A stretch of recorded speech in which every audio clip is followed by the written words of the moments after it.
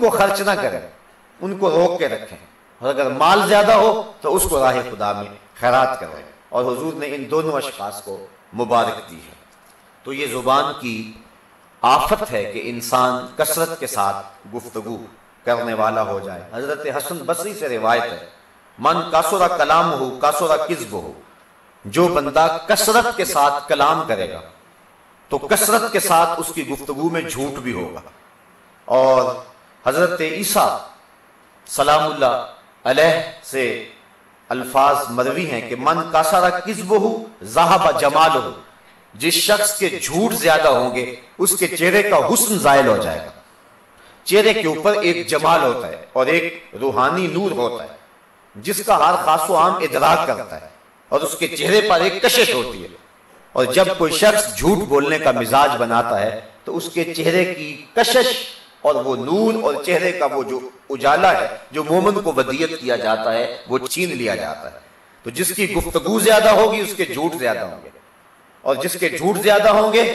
تو اس کے گناہ زیادہ ہوں گے، اور جس کے گناہ زیادہ ہوں گے اس کے چہرے کا جمال رخصت ہو جائے گا، چہرے کی خوبصورتی، چہرے کی رونق اور تر و تازگی جاتی رہے گی۔ اس لیے خیر اس میں ہے کہ گفتگو کو کم کیا جائے اور تھوڑی گفتگو کی جائے۔ زبان کی آفتوں میں سے ایک آفت فحش اور گالی دینا ہے، فحش باتیں کرنا اور گالیاں دینا ہے۔ حضور نبی رحمت صلی اللہ علیہ وسلم نے ارشاد فرمایا، جس کو صحیحین نے اپنی اسناد کے ساتھ روایت کیا ہے، سباب المسلم فسوق وقتالہ کفر، مومن کو گالی دینا یہ فسق ہے، گناہ ہے، اور اس کا قتل کرنا کفر ہے۔ تو مومن کو گالی دینا، اس سے بہت زیادہ دوری رکھنے کی ترغیب شریعت اسلامیہ نے دی ہے کہ اپنی زبان کو کسی مومن کی گالی کے ساتھ ملوث نہ کرو، بلکہ حضور نبی رحمت صلی اللہ علیہ وسلم نے ارشاد فرمایا، ایاکم والفحش فإن اللہ تعالی لا يحب الفحش ولا التفحش، کہ فحش کلام کرنے سے بچو، چونکہ اللہ تعالیٰ پسند نہیں کرتا کہ کوئی شخص فحش گفتگو کرے۔ جب بھی آپ گفتگو کریں تو اس وقت دیکھیں کہ ہماری زبان پہ کوئی ایسا جملہ جاری نہ ہونے پائے جو سوکیانہ ہو، جو بازاری ہو۔ بعض لوگ گالی شوق سے دے دیتے ہیں اور وہ اس میں بڑی بہادری سمجھتے ہیں، اسی طرح کچھ لوگ مکروہ قسم کی گفتگو اپنی مجالس کے اندر کرتے ہیں۔ یہ فحش گفتگو کرنا چاہے وہ درست اور سچی ہی کیوں نہ ہو، اس سے منع فرمایا گیا ہے، اور اللہ تعالیٰ اس کو پسند نہیں کرتا۔ اللہ تعالیٰ جمیل ہے، جمال کو پسند کرتا ہے، اللہ تعالیٰ اچھی گفتگو کو پسند کرتا ہے۔ تمہاری زبان فحش، تفحش اور سباب المسلم سے گندی اور غلیظ نہ ہونے پائے۔ جس زبان سے تم نے رب کا نام لینا ہے، جس زبان سے تم نے اس کے رسول کے قصیدے پڑھنے ہیں، اس زبان پر غلط بات اور فحش کلمات نہیں آنے چاہیے۔ تو یہ زبان کے فتنوں میں سے ایک فتنہ یہ ہے کہ کوئی شخص فحش گفتگو کرنے کا مزاج رکھے، اگرچہ وہ اپنی اہلیہ کے ساتھ ہی یا اپنے کسی قریبی دوست کے ساتھ ہی گفتگو کرے، پھر بھی اس کو اپنی گفتگو کو فحاشی اور جو ہے وہ سب و شتم سے پاک رکھنا چاہیے۔ یہ کسی زبان کا حسن ہے اور کسی زبان کا نور ہے۔ زبان کی ایک آفت لعنت کرنے کا مزاج ہے۔ بعض لوگ بڑی جلدی لعنت کر دیتے ہیں کسی کے اوپر۔ کسی شخص کے اوپر نام لے کر کے لعنت کرنا جائز نہیں، الا یہ کہ اس کے کفر پر موت کا یقین ہو، جس طرح کہ ابو جہل ہے، ابو لہب ہے، اور شیطان ہے، فرعون ہے، حامان ہے، قارون ہے۔ باقی اگر کوئی شخص فوت ہو گیا اور تیقن نہیں ہو سکتا مرتے ہوئے اس نے کلمہ پڑھ لیا تو اس کو لعنت کرنے سے بھی منع فرمایا گیا ہے۔ بلکہ حضور علیہ السلام کا ایک فرمان سنیے، فرمایا لا تلعنوا بلعنت اللہ ولا بغضبہ ولا بجہنم، کسی شخص کو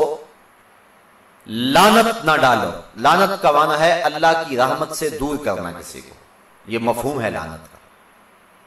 کسی کو کہا تیرے اوپر لعنت ہے تو اس کا معنی ہے کہ تو اللہ کی رحمتوں سے دور ہو جائے۔ نہ تو لعنت کسی کے اوپر ڈالو، اور نہ ہی اللہ کے غضب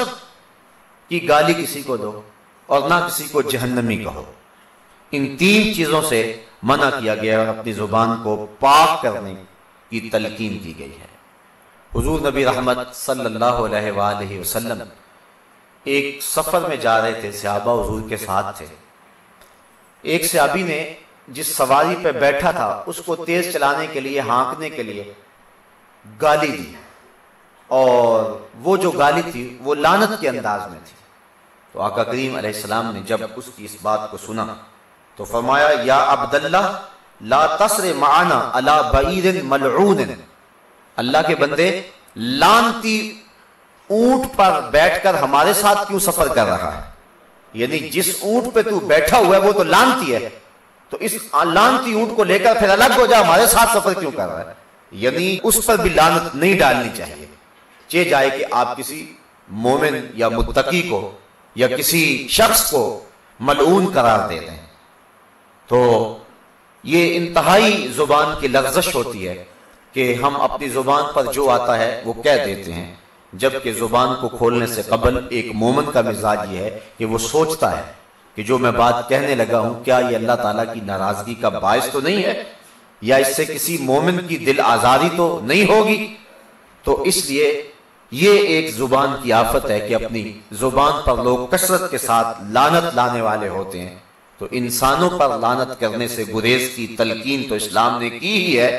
بلکہ اس شخص نے اپنی سواری پر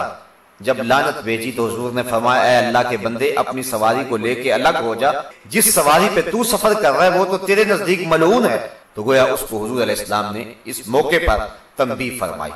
زبان کی من جملہ آفتوں میں سے ایک آفت شعر گوئی ہے۔ یہ بات ذہن میں رکھیں کہ بعض شعر حکمت ہوتے ہیں، شریعت میں اس کی ممانعت نہیں ہے، بلکہ حضور نبی رحمت صلی اللہ علیہ وسلم نے ارشاد فرمایا ان من الشعر لحکمہ، کہ بہت سارے شعر جو ہیں وہ حکمت والے ہوتے ہیں۔ وہ شعر جس شعر سے سفلی جذبات کو ابھارا جائے اور جس شعر کے اندر مقصدیت نہ ہو، وہ شعر جو ہے وہ زبان کی فضول گوئی کے شمار میں آئے گا۔ جس طرح علامہ اقبال علیہ رحمہ نے اپنی مثنویاں لکھی ہیں تو ان کا مقصد شعر لکھنے سے قوم کی اصلاح ہے، بلکہ خود وہ مثنوی اسرار و رموز کے ابتدائیے میں لکھتے ہیں کہ مثنوی از شاعری مقصود نیست، بت فروشی بت گری مقصود نیست، کشتائے انداز ملا جامیم، نظم و نثر او علاج خامیم، کہ میری شاعری کا مقصد